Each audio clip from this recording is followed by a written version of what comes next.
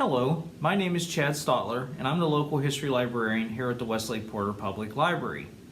Today in this video, I want to talk about information evaluation tools, and in the second part of the video, I'll talk about the Academic Search Premier database that is available to you through the library's website. Today, we all have phones, tablets that are connected to the internet, available at our fingertips 24 hours a day, 7 days a week. And we can find any bits of information just about any bits of information that we can want or need to satisfy a question we have, or to look up information from something like a recipe or a date or where something is. But with this information, how do we know what we are looking up is accurate or true? And so that's where this information evaluation tool can come in handy. And what this tool is called the CRAAP test. And it was developed in 2004 by a librarian named Sarah Blakesley. And CRAAP spelled C-R-A-A-P, stands for currency, relevance, authority, accuracy, and purpose.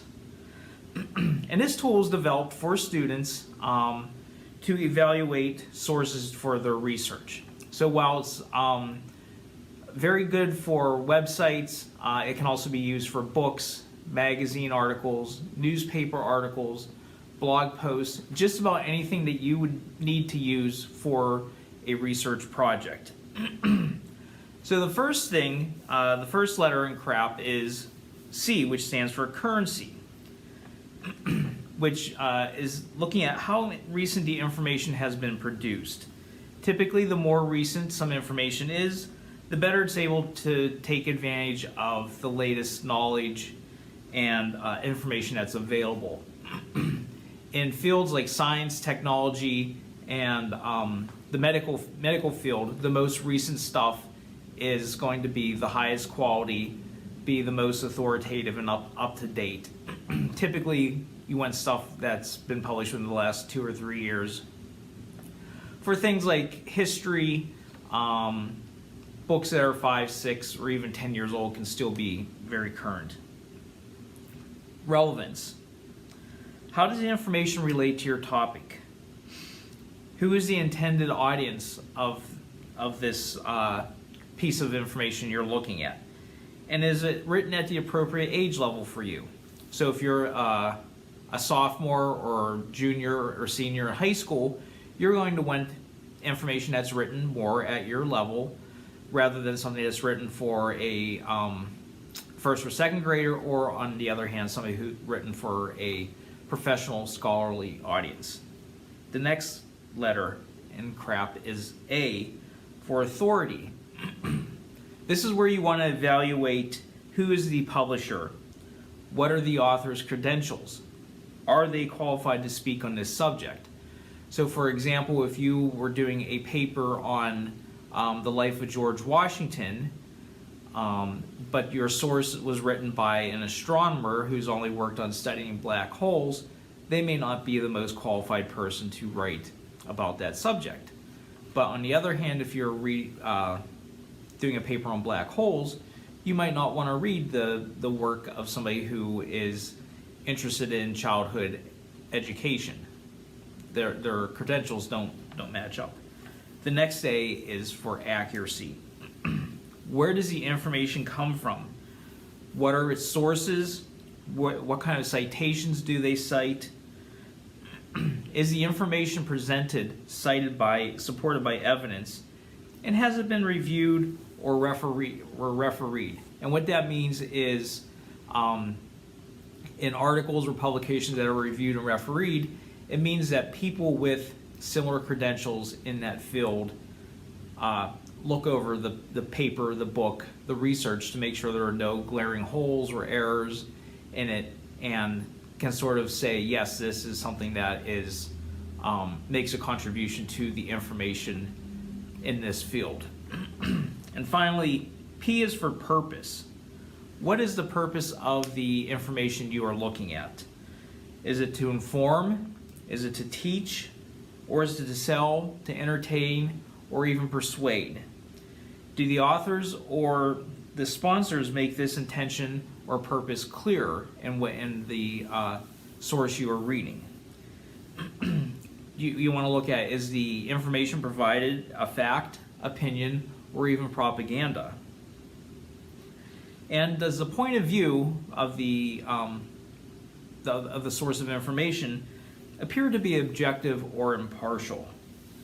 So all these things, I know this has been a quick overview of what we call the CRAAP test, but if you can start asking these sorts of questions about your sources that you are using for research, you'll make a much stronger and better research paper.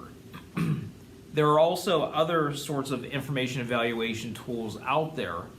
A Google search will bring up others other than the CRAAP test. There are worksheets that you can use to either check boxes or come up with a point score to find how relevant or how useful a source is for what you're doing. So this is just scratching the top of what's out there for information evaluation, but it's a tool that you can begin to use in middle school and high school to start to make your research papers better and make sure that you're getting the best possible current and up-to-date information that you can. So in the next section, I'm going to be talking about Academic Search Premier. So this is the main page for the library's web homepage, westlakelibrary.org. To find the Academic Search Premier database, you want to click on Research, and on that drop-down menu, select Databases and Subscriptions. We'll want to scroll up a little bit, click on the A to Z heading, and you'll see that Academic Search Premier is the second database listed. So we'll go ahead and click on that. Once that loads up, you'll see this database is provided by Ebscohost, and Ebscohost is a well-known provider of databases that provide a lot of access to a lot of different information resources. And so it's within these databases that you can start to take the information that I covered in the first half of the information literacy tools that you can use. And you see that there is a search bar at the top, just like you'd find for any sort of database or website that you're using. Down below are search options. You can limit your results to full text, scholarly or peer-reviewed journals. You can select references. You can also limit by published date if you happen to know that, or the type of publication name. And we'll search. So I want to go ahead and just use an example. We'll search for global warming.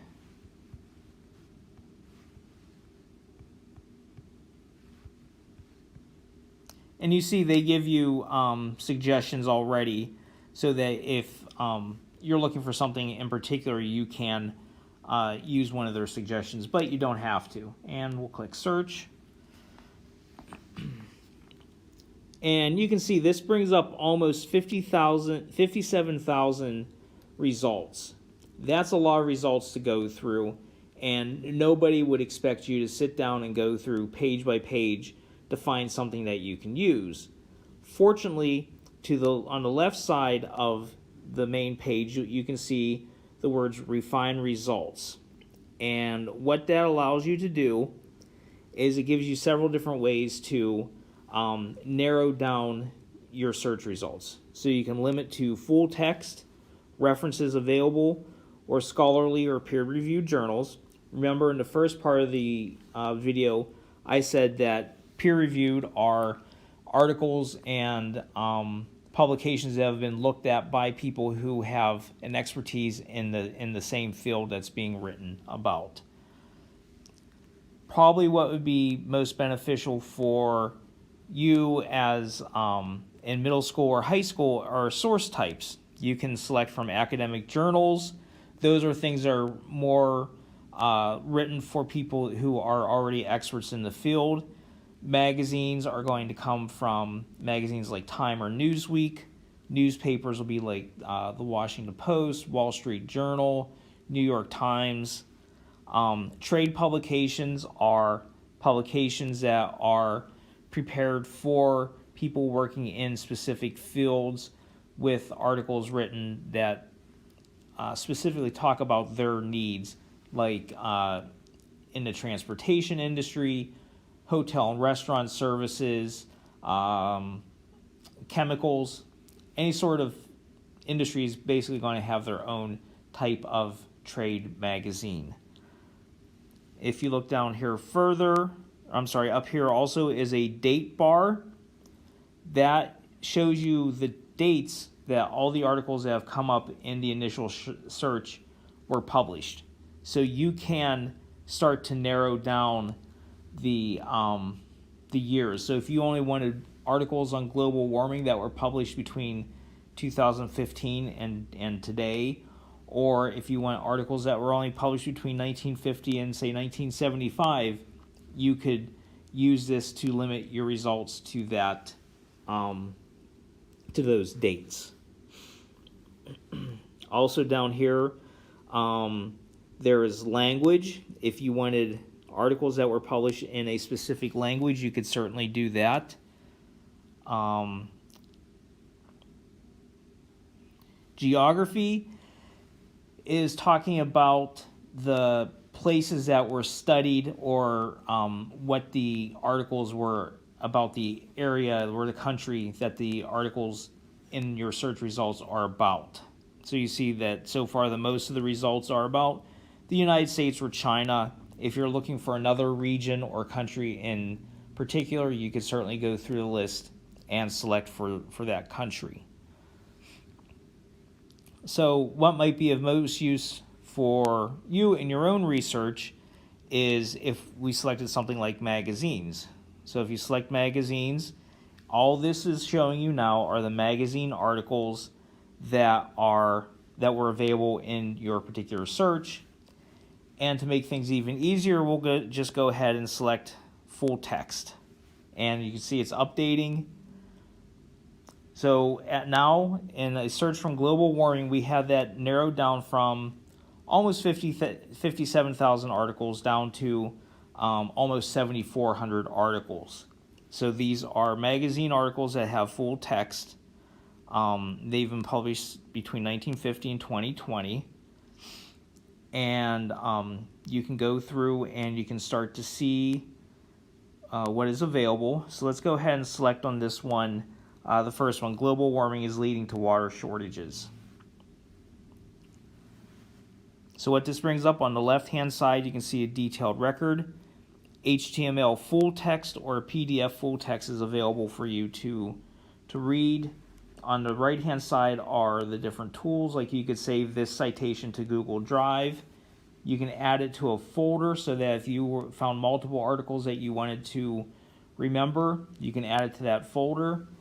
The only thing I would caution you about is if you haven't created a login for this particular website, the folder will go away if you close out your session. You can print the citation, email the citation, save it.